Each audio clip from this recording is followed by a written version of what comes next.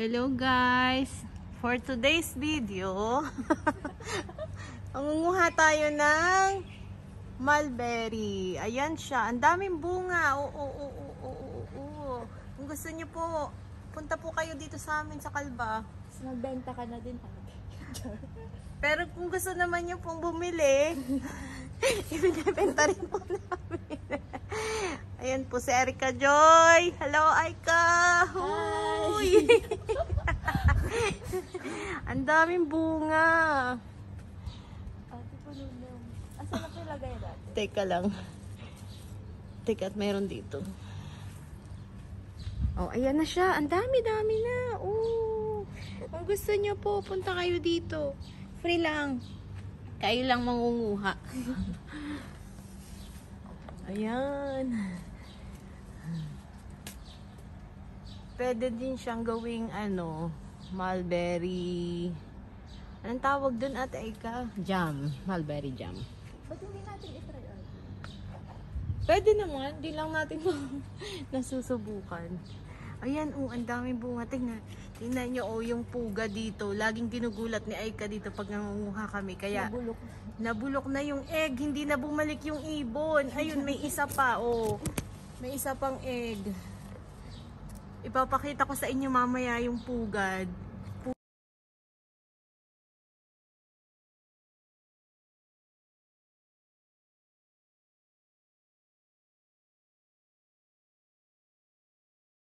Pugad niya nung hindi pa namin ginugulat yung ibon.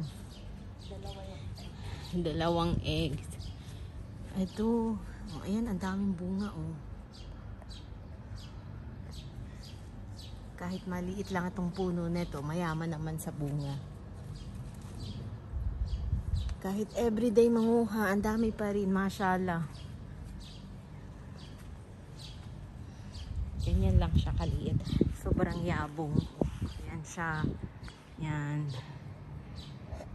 Ang dami pa dun sa taas, hindi maabot.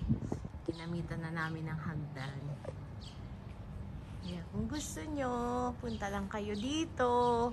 Pwedeng gawing mulberry jam. Sa iba, ang kulay nito is purple. Pero dito, yata ito Pakistani mulberry. Kasi kulay yellow pag hinog.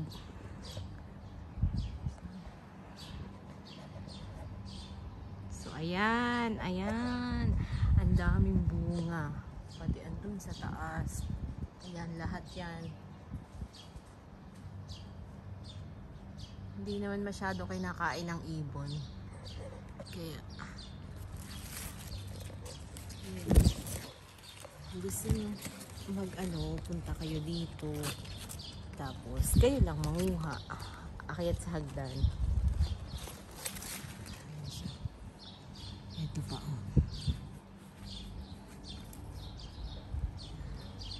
Ganyan siya.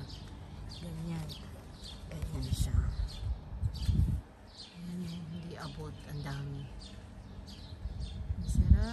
Sarap nito. Ang tamis.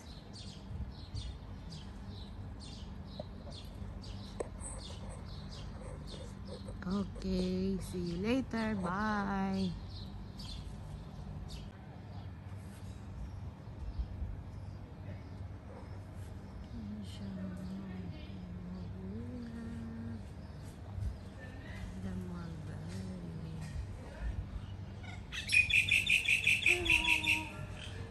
Pinagagalit na lang. Hugad ko dyan. Lagi ka na lang andyan.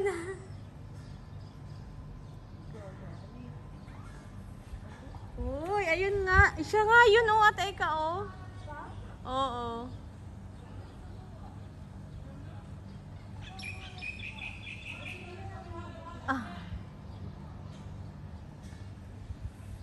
So, ayan. Ang dami na rin ng puno ng bunga ng malunggay namin. Pero parang hindi naaring kainin kasi masyado nang matataba. Ayan. Hindi na nga yata pwede kasi nga paano man kainin yan. Dati yung mga ka-opisina kong Indian, binibigyan ko, dinadalan ko sa office. Kasi gustong-gusto nila yan. Kaso ngayon, ang tataba na. Parang hindi na pwedeng kainin. Oh, ayan na.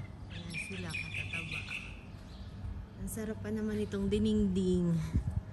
Diningding, oh. Kaso matitigas na. Matigas na yan. Hindi na ano.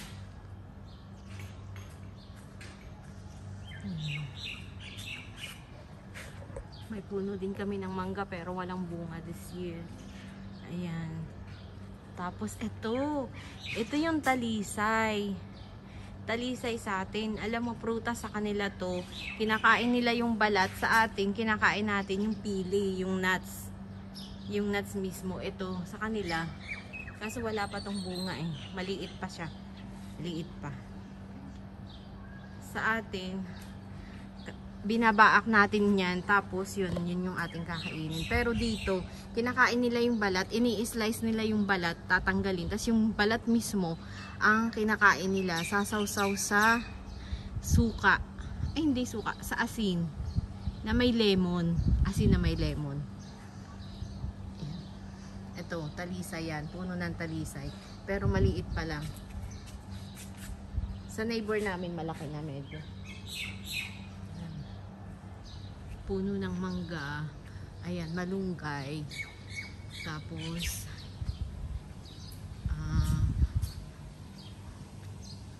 mayroon din kaming puno ng kalamansi. Puno ng kalamansi ay kakaunti na yung bunga kasi inano na din namin yan. Ayan.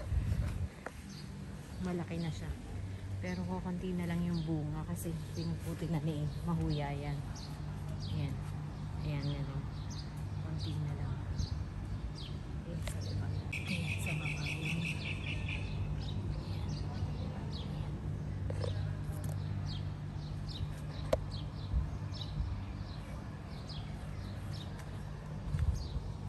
Tapos may atis.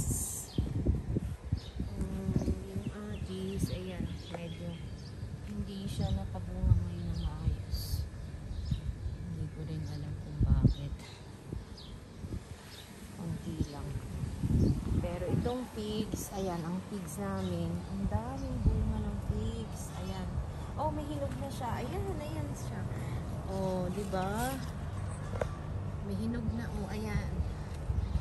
Pwede na siyang kunin. Oh, malambot na siya. Hindi ko na, naunahan ko na ang ibon. Kasi dati, laging nauuna ang ibon sa kaya walang natitira. So ngayon, ayan. Ayan ang figs. Ito ang figs. Ito ang puno ng figs.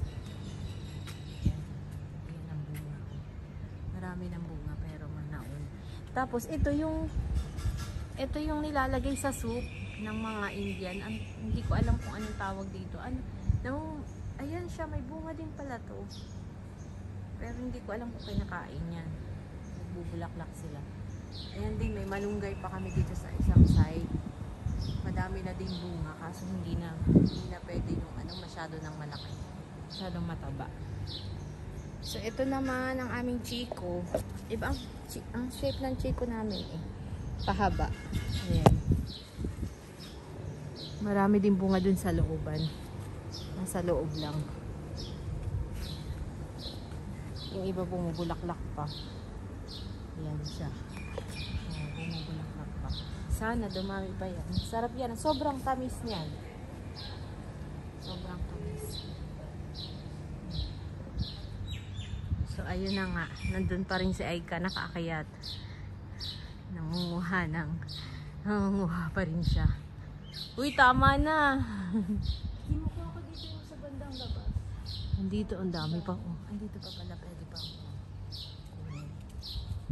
Nangunguha kami ng ganito kasi dadalhin sa kabilang bahay. Sa mga in-laws ko. Kasi mahilig silang kumain ng ganito.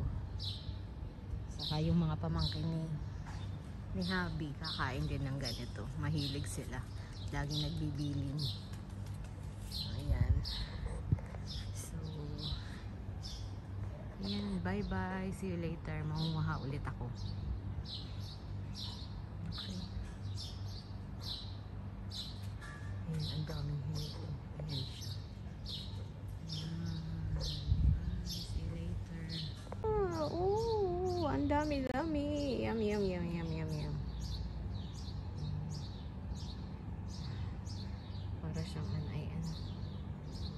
Caterpillar.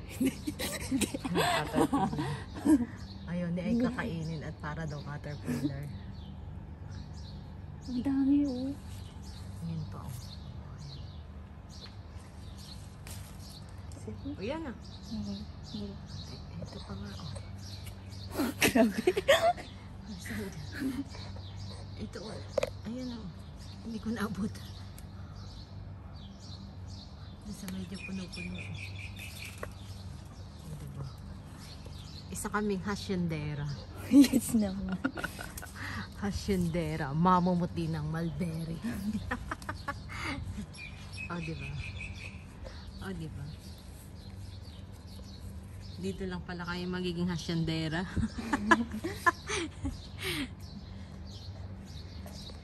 Kahit dito sa mga tama na yan, patawadin mo na yan. Eto, totoo hindi. Kahit saan tumingin kasi akala mo wala na. Pero, ayan, tama na. Ayan pa, atay ka. Diba? Oh, ilang kilo Isang- to? Isang planggana na yung nakuha namin. Kung ibebenta to siguro mga 12 dirhams per kilo. Oh. Sobrang na ata tong isang kilo. So, 12 dirhams lang ba? Huh? Hindi ko alam. So, ayan. Tama na.